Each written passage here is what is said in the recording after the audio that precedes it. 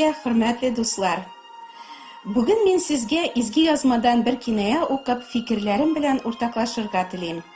Люк тәкъбир иткән Инҗил 15-нче бүлектән.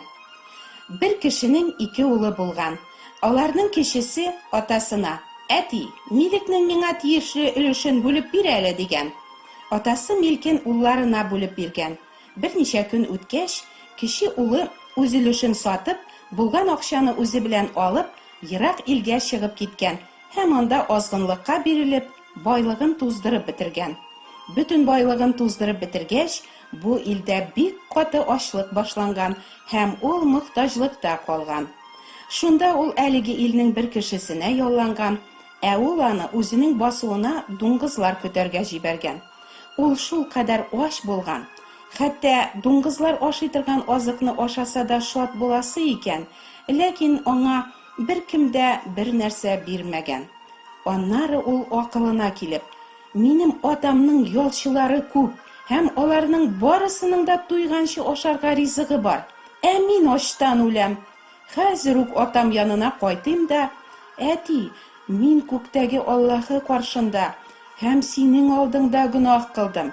Инде мин синең улың дип аталырга лаек түгел. Миңа ялчыларыңның берсе булырга рөхсәт ит" дип әйтим. Һәм ул атасы янына кайтып киткән. Ул әле еракта вакытта ук атасы аны күреп алган һәм бик кызганган. Каршына йөгереп барып, аны кочаклап үпкән. Улы исә аңа әйткән: "Әти, мин күктәге Аллаһы каршында һәм синең алдыңда гөнаһ кылдым. Инде синең улың дип аталырга лаек түгелмен." Атасы үзенең хезмәтчеләренә: "Иң яхшы кием алып килеп, аны киендерегез, бармагына йөзек бирегез, аякларына башмаклар кидерегез. Аннары симертелгән бозауны алып чыгып чалыгыз. Ашык һәм күңел ачык. Чөнки минем бу улым үлгән иде, хәзер терелде. Югалган иде, табылды." Һәм алар бәйрәм итә башлаганнар. Гадәттә, милекне ата-ана үлгәч бүләләр. Монда кече угыл көтеп торырга теләмәгән. Атадан хәзер үк милек бүлеп бирүен таләп иткән. Ата кеше каршы килмәгән, милкен улларына бүлеп биргән. Кече угыл үз өлешен саткан акчага йорт салыр өчен дә яки берәр бизнес оештырып җибәрер өчен дә алмаган. Ул туган йортыннан китеп, үз акылы, үз белдеге буенча күңеле теләгән җинси ләззәтләргә бирелеп яшәгән. Бит кинаядагы әлеге угыл гына түгел, бәлки без дә күктәге рухи атабыздан читләшеп, үз акылыбыз, үз белдегебез белән яшәр өчен үзебез теләгән гөнаһ юлларыннан киттек. Үзебез дөрес дип исәпләгәнчә, үзебезнең нәфис теләкләребез буенча яшәдек. Безгә Аллаһының киңәшләре дә, аның үгет-нәсихәтләре дә кирәкмәде. Без Аллаһының әмерләрен белергә дә, үтәргә дә теләмәдек, аны санга да сукмадык. Кече угыл үзе теләгәнчә кәеф сафа корып, азгынлыкка бирелеп яшәп, байлыгын шунда ук туздырып бетергән. Батракка да тамак яллык акча яки ризык бирәләр, нишләп бу егеткә ашарга да бирмәгәннәр икән? Байлыкны да, фәкыйрлекне дә Аллаһы бирә. Егетнең шундый мохтаҗлыкка төшүе очраклы гына хәл булмаган, әлбәттә. Бу хәлгә төшкәч, егет уйлана башлаган. Кыенлык, кайгы, шир яки газапларга тарасак, без дә уйлана башламыйбызмы? Кемдер үзенең бу хәлгә төшүенә хөкүмәт башлыкларын яки үзенең якыннарын гаепли башлый. Кемдер хәтта Алланы гаепли. Күпләр үзләрен кызганып, зарлана башлыйлар. Кыен хәлләргә төшкәндә үзебезне жәлләргә керешү яки башкаларны гаепләү безнең иң яраткан гадәтебез бит инде ул. Бу юл безне тагын да ныграк гөнаһ сазлыгына батыра. Үзебезне кызгану яшьләре безнең булай да каты бәгыребезне тагын да ныграк батырып җибәрә. Нишләргә соң? Алла сүзе әйтә: "Гөнаһлылар, кулларыгызны чистартыгыз. Икеләнүчеләр, йөрәкләрегезне сафландырыгыз. Хәсрәтләнегез, ачыныгыз һәм ыңгырашыгыз. Сезнең көлүегез кайгыга, шатлыгыгыз хәсрәткә әйләнсен. Һәркем үзенең гөнаһлары өчен зарлансын. Менә нинди ул дөрес юлның башы.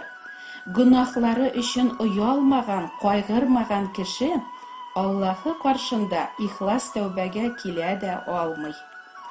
Оят, газап, хәерчелек, ачлык әлеге угылга да үзенең үлеп баруын һәм тамукка китүен аңларга ярдәм итә.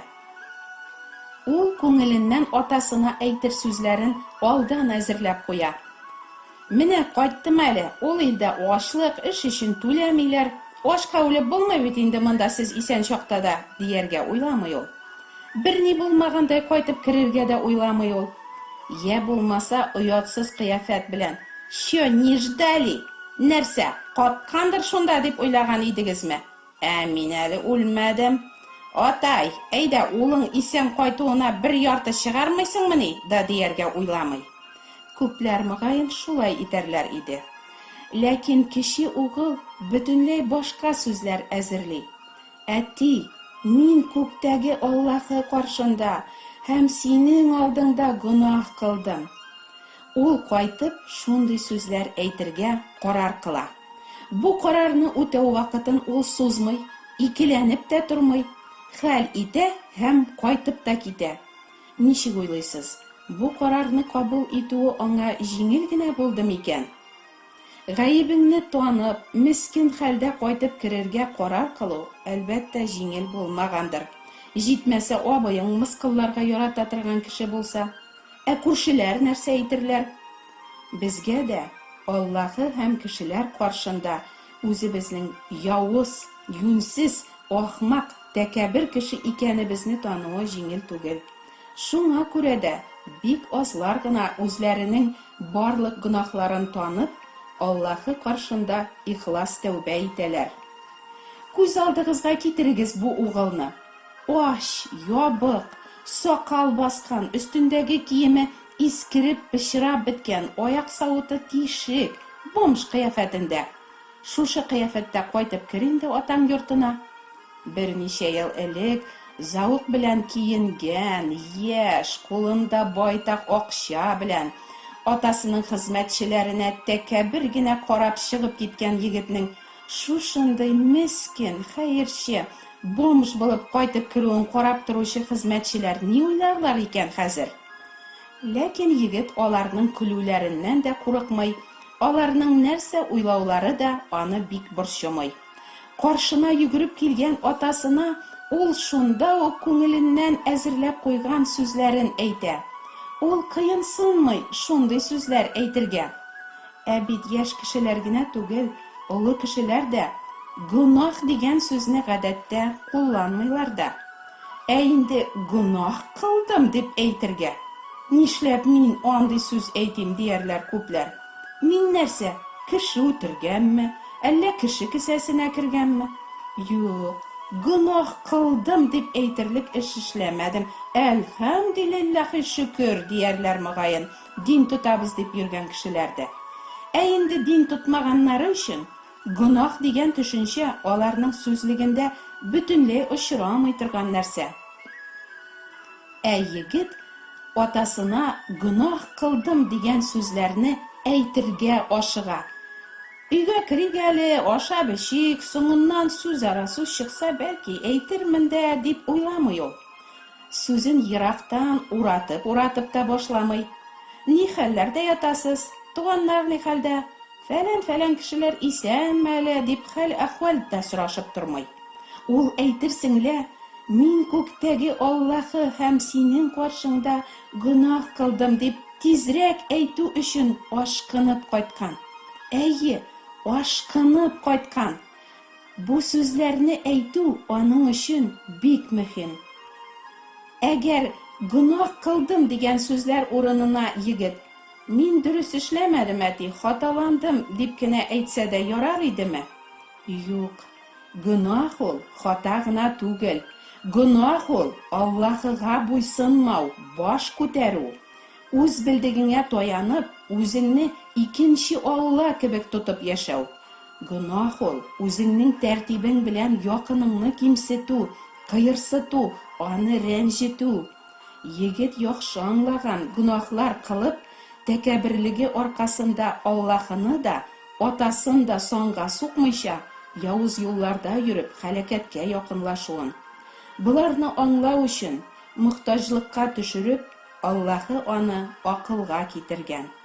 Менә шулай, тормыштагы мохтаҗлыклар, сынаулар, бәла-казалар, ширләр һәм еш кына кайгылар да безгә дә уйланырга һәм Аллаһы каршында үзебезнең гөнаһлы икәнебезне һәм тамукка юл тотуыбызны аңларга булышалар. Кемдер бәлки, мин ул егет кебек азгынлыкта йөрмәдем, атамны, анамны һәр вакыт хөрмәт иттем, миңа күктәге Аллаһы һәм атам каршында гөнаһ кылдым диясе юк. Тәүбә итүгә мин мохтаҗ түгел, дип уйлар. Шулай дип уйлаучылар өчен мин кинаяның дәвамын тәкъдим итәргә телим. Ходай насыйп итсә, ул турыда киләсе чыгышымда сөйләрмен. Сезгә һәм якыннарыгызга Аллаһы Тәгаләнең мәрхәмәте һәм коткаруы килсен. Амин.